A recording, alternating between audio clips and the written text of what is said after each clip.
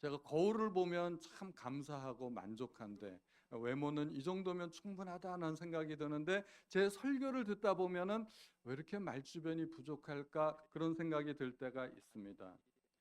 저도 설교를 좀 유창하게 잘해가지고 제가 설교를 짠 하고 한번 하면 우리 성도님들 껍벅 죽는 그런 설교를 했으면 좋겠다 그런 생각이 들 때가 있는데 그런 역사는 지금까지 한 번도 없었습니다. 아무도 안 죽더라고요. 그리고 앞으로도 그런 일은 없을 거라는 생각이 듭니다. 그런데 바울도 그런 생각을 한 적이 있었습니다. 바울이 고린도에 오기 전에 그리스를 거쳐서 그리스의 아테네를 거쳐서 고린도에 오게 되는데 아테네에서도 복음을 한번 전하게 됩니다. 아크로폴리스에서 바로 내려다 보이는 바위 언덕, 유명한 곳인데 아레오바고라고 하는 곳에서 그 유명한 설교를 하게 됩니다. 바울은 자기가 알고 있는 모든 지식을 동원해서 헬라의 학문을 이용해서 아테네에 네로라 하는 그런 철학자들과 변론을 하면서 복음을 전하게 됩니다. 아테네가 원래 철학의 도시 아닙니까? 우리가 알고 있는 유명한 철학자들 소크라테스, 플라톤, 아리스토텔레스 이 사람들이 다 그리스 출신들이에요. 그러니까 그리스가 얼마나 학문적으로 철학적으로 뛰어난 곳인지를 알 수 있습니다. 그러한 철학자들의 앞에서 바울이 조금도 자기가 굽히지 않고 굴하지 않고 내가 너희에게 알게 하리라 하고 당당하게 그리스도를 전하고자 했습니다. 사도행전 17장 23절에 보니까 내가 두루 다니며 너희가 위하는 것들을 보다가 알지 못하는 신에게라고 새긴 단도 보았으니 그런즉 너희가 알지 못하고 위하는 그것을 내가 너희에게 알게 하리라. 바울이 얼마나 자신만만했는지 모릅니다.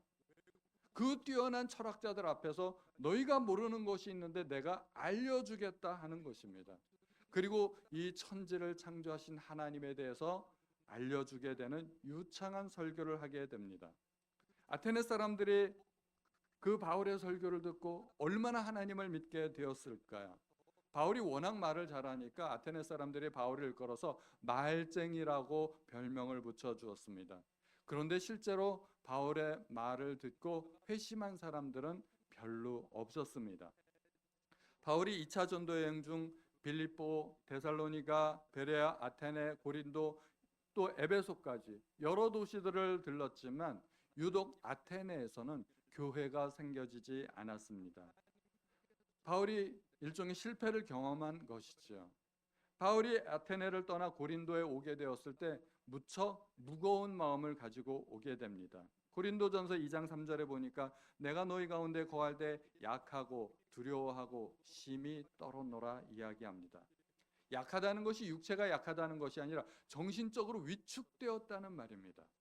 바울은 원래 담대한 사람이고 죽음도 겁내지 않는 사람이었습니다. 온갖 박해와 핍박이 있음에도 불구하고 자기는 그리스도의 복음을 전하는데 자기 생명조차도 중요한 것으로 여기지 않겠다고 말한 사람이었습니다. 그런데 고린도에 오니까 약하고 두려워하고 떨었다고 이야기합니다. 바울이 뭐 때문에 그렇게 약해졌을까요? 아테네 전도에서 실패했기 때문입니다. 한번 실패하면 사람이 위축되지 않습니까? 고린도는 아테네보다 더 부패하고 타락했다는데 내가 고린도에 가면 어떻게 복음을 전해야 될까? 어떻게 고린도 사람들을 전도해야 그들이 효과적으로 복음을 받아들일 수 있을까? 고민을 하게 되었을 것입니다.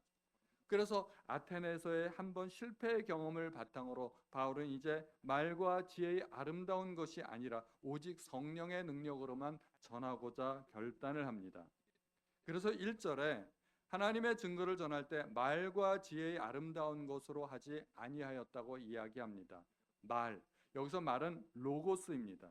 이성적인 원리, 원칙, 진리 이런 뜻을 내포하고 있습니다. 바울이 말로 전하지 않았다는 것은 말의 아름다운 것으로 하지 않았다는 것은 논리적으로 설득하지 않고 논장하지 않았다는 말입니다. 지혜는 소피아입니다. 헬라어로 소피아. 여자 이름도 소피아 있죠. 우리말로 지혜인데 지혜도 여자 이름이기도 하고. 그런데 여기에 사랑한다는 의미의 접두사 필이 붙으면 필로소피, 철학을 의미합니다. 지혜를 사랑하는 학문이라는 뜻입니다. 그래서 오케스트라 중에서도 필하모니 오케스트라 그러면은 하모니를 사랑하는 오케스트라라는 그런 뜻이 있습니다. 그런데 그리스는 철학과 더불어 또 수사학이 발달했습니다. 수사학이라는 것이 말을 잘하게 하는 학문입니다. 어떻게 하면 말을 유창하게 잘해서 논리로서 사람을 설득하게 하는가 학문입니다. 그런데 바울은 복음을 전하면서 말과 지혜의 아름다운 것으로 하지 않겠다고 합니다. 웅변과 수사학을 포기하고 철학적으로 학문적으로 복음을 증언하지 않겠다고 결심하는 것입니다. 그렇게 해봤더니 효과가 없었더라 하는 것입니다. 자신의 모든 재능과 학식과 말재주를 다 포기하고 우직하게 복음만 전하겠다는 것입니다. 그래서 2절에 보니까 예수 그리스도와 그의 십자가에 못 박힌 것 외에는 아무것도 알지 아니하기로 결정했다는 것입니다. 철학과 수사학을 포기하고 그 대신에 바울은 복음의 핵심 예수 그리스도와 십자가 외에는 아무것도 알지 않겠다고 작정하는 것입니다.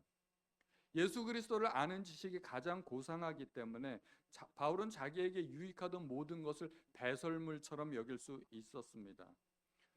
처음에는 나에게 유익하고 나에게 소중하다 생각했는데 예수를 알고 나니까 그게 다 뭐예요? 다 똥이더라 하는 얘기입니다. 다 버리겠다는 것입니다. 그래서 오직 예수, 오직 십자가만 전하기로 바울이 결심합니다.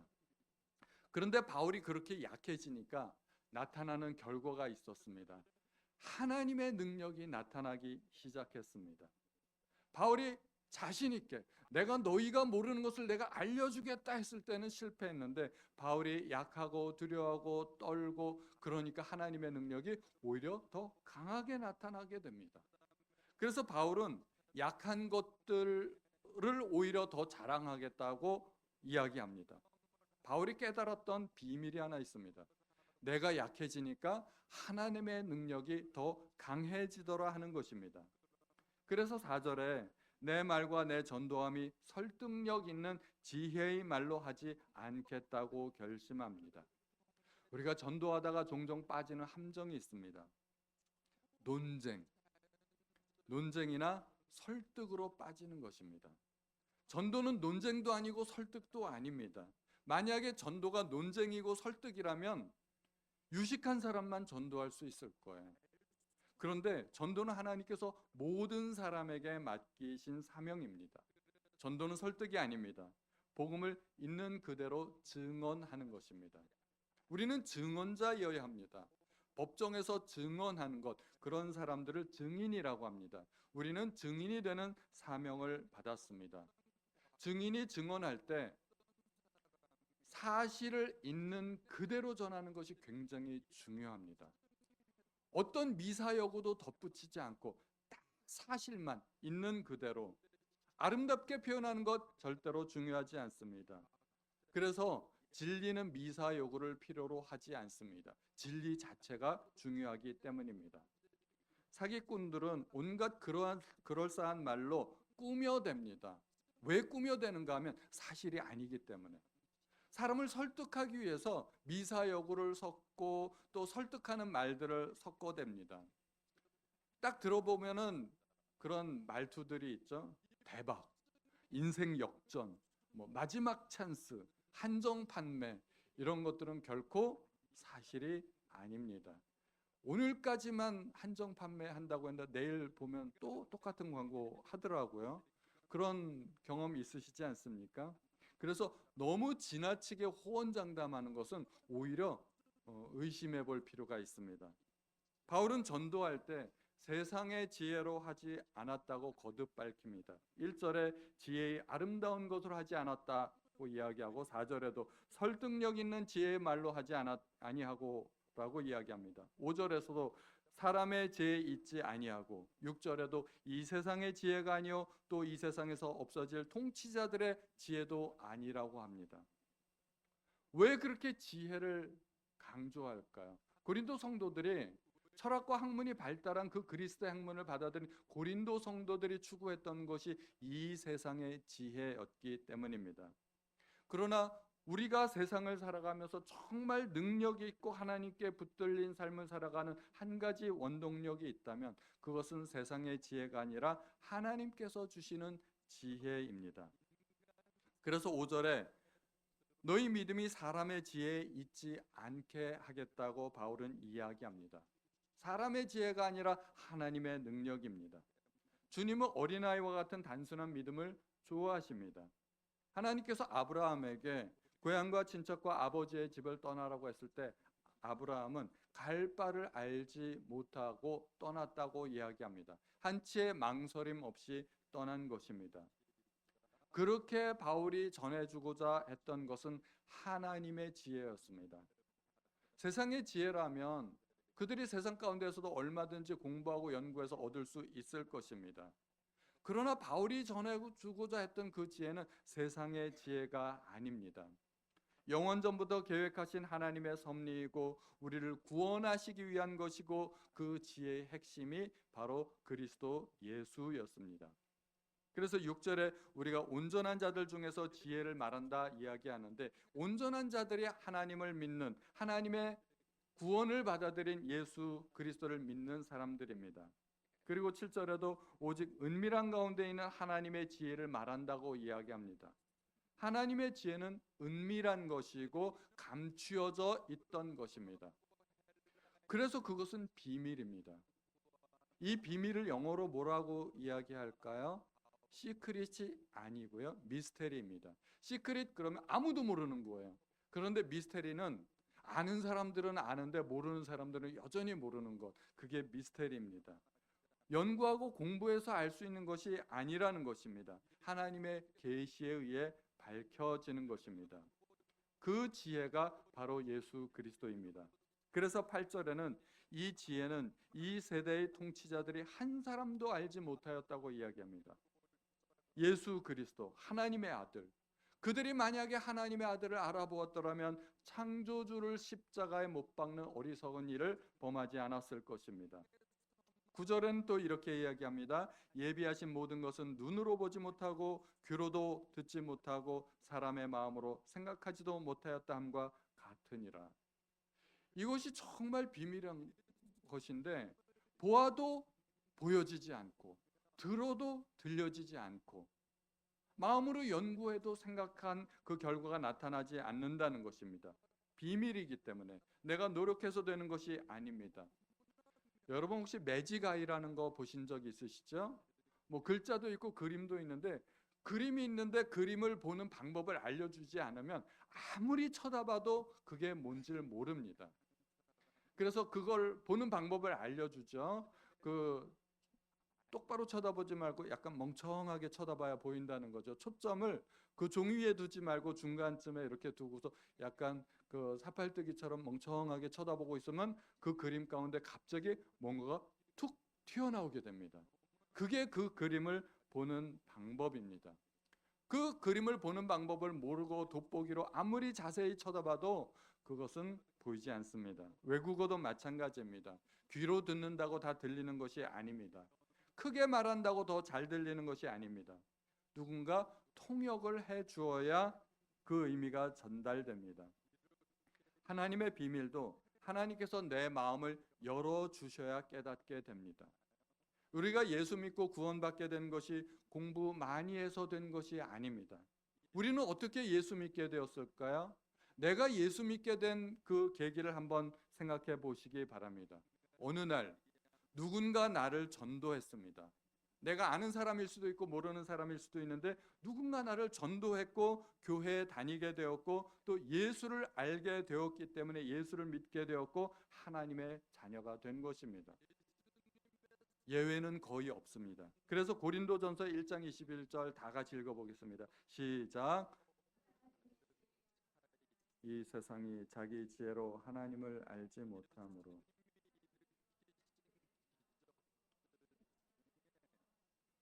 기뻐하셨도다. 아멘. 복음이 전파되는 유일한 경로는 전도입니다. 전도 외에 복음이 전파되는 다른 방법이 없습니다. 전도의 방법은 여러 가지가 있을 수 있지만 그래도 전도 외에는 다른 방법이 없습니다. 우직하게 전도만을 통해서 복음이 전파되고 전도를 통해서 우리가 그리스도를 알 수 있게 됩니다. 무신론 과학자들이 신의 존재를 부정하거나 인정하지 않는 이유가 있습니다. 그들도 하나님을 믿고 싶어 하는데 안 됩니다. 왜냐하면 신의 존재를 증명할 수 있는 과학적인 방법이 없기 때문입니다. 과학이라는 것이 먼저 가설을 세우고 관찰과 실험을 통해서 또 검증을 하고 그 검증을 통해서 가설을 증명하는 것입니다. 그런데 실험과 관찰을 통해서 증명할 수 없는 초자연적인 존재가 있다면 탐구 대상에서 아예 제외가 됩니다. 할 수 있는 방법이 없기 때문입니다. 그래서 연구할 수 없고 존재하지 않는다고 판단합니다. 만약에 어떤 사람이 신의 존재를 입증했다고 하면 그 순간 신은 신이 아닌 것이 됩니다. 리처드 파인만이라고 노벨 물리학상을 받은 유명한 과학자가 있어요. 그분이 유튜브에서 강연하는 것을 물론 이제 한국어로 해석된 것을 제가 들었는데 그분은 무신론자예요. 그분이 이야기하는데 과학적으로 하나님이 검증되지 않는다는 거예요. 그리고 자기의 모순을 또 밝히는데 만약에 하나님이 검증된다고 하면 그는 더 이상 신이 아니다. 그래서 믿을 수 없다는 거예요. 검증이 안 돼서 못 믿고 검증이 돼도 못 믿고 이게 과학의 한계입니다. 하나님은 왜 예수를 이 땅에 보내셨을까요? 하나님을 알 수 있는 유일한 방법이 예수이기 때문입니다. 하나님이 우리가 존재하는 이 땅에 들어오셔서 내가 하나님이라고 밝혀주셔야만 우리는 하나님을 알 수 있습니다. 고린도전서 1장 24절 다 같이 한번 읽어보겠습니다. 시작. 유대인이나 헬라인이나 그리스도는 하나님의 능력이요 하나님의 지혜니라. 우리는 오직 예수를 통해서만 하나님을 알 수 있고 구원받을 수 있습니다. 유대인들은 표적을 구했습니다. 헬라인들은 지혜를 구했습니다. 그런데 바울은 예수만을 전하겠다고 합니다. 예수께서는 내가 곧 길이고 진리고 생명이기 때문에 나로 말미암지 않고는 아버지께로 올 자가 없다고 말씀하셨습니다. 예수를 통해서만 하나님을 알 수 있다는 것입니다. 만약에 예수 외에 하나님을 알 수 있는 방법이 있다면 얼마든지 그렇게 구원받는 사람들이 생겼을 것입니다. 그런데 그런 사람이 없습니다. 과학자들이 학문을 통해서 하나님을 발견할 수가 없습니다. 예수님은 4대 성인의 한 사람이 아닙니다.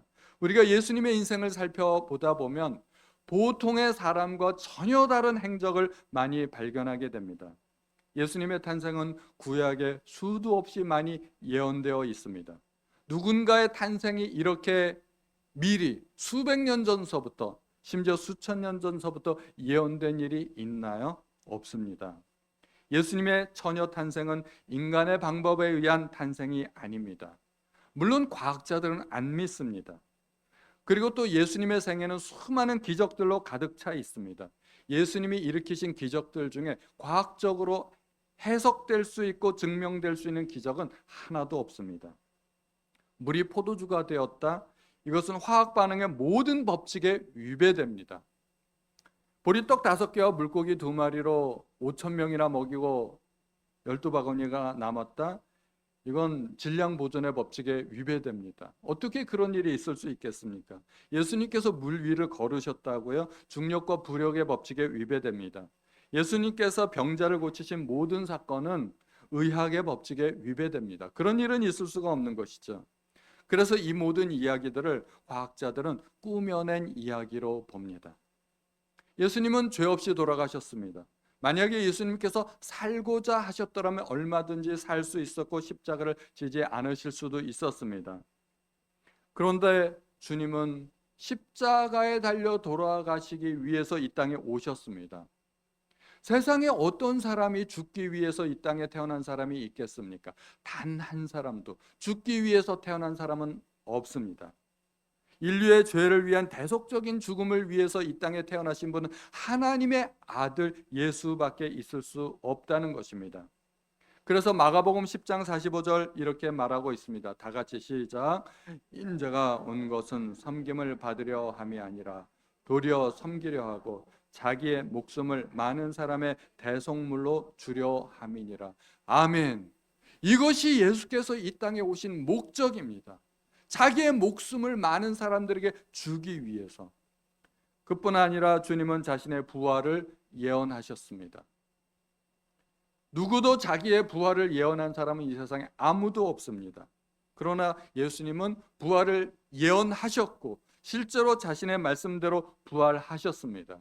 이에 대한 수많은 증인들이 있고 그의 무덤은 비었습니다. 그런데 과학자들이 이걸 믿을까요? 안 믿습니다. 과학자들뿐만 아니라 세상의 어떤 사람들도 이것을 믿지 않습니다. 그러면 예수는 가상인물일까요? 신화적인 존재일까요? 그렇지 않습니다. 여러분들이 백과사전을 찾아보시면 예수 그러면 기독교의 창시자하고 딱 나옵니다. 예수가 있었기 때문에 그의 제자들이 있었고 그의 제자들이 있었기 때문에 수많은 박해도 있었고 그 박해 가운데서도 교회가 탄생할 수 있었습니다. 과학자들은 신에 대한 관심은 있지만 예수를 통하지 않고 자기 지혜로 신을 발견하려고 하기 때문에 안 되는 것입니다. 예수 없이는 하나님을 믿을 수도 없습니다. 그래서 바울이 결단하는 것입니다. 내가 너희 중에서 예수 그리스도와 그의 십자가에 못 박히신 것 외에는 아무것도 알지 아니하기로 작정하였다고요.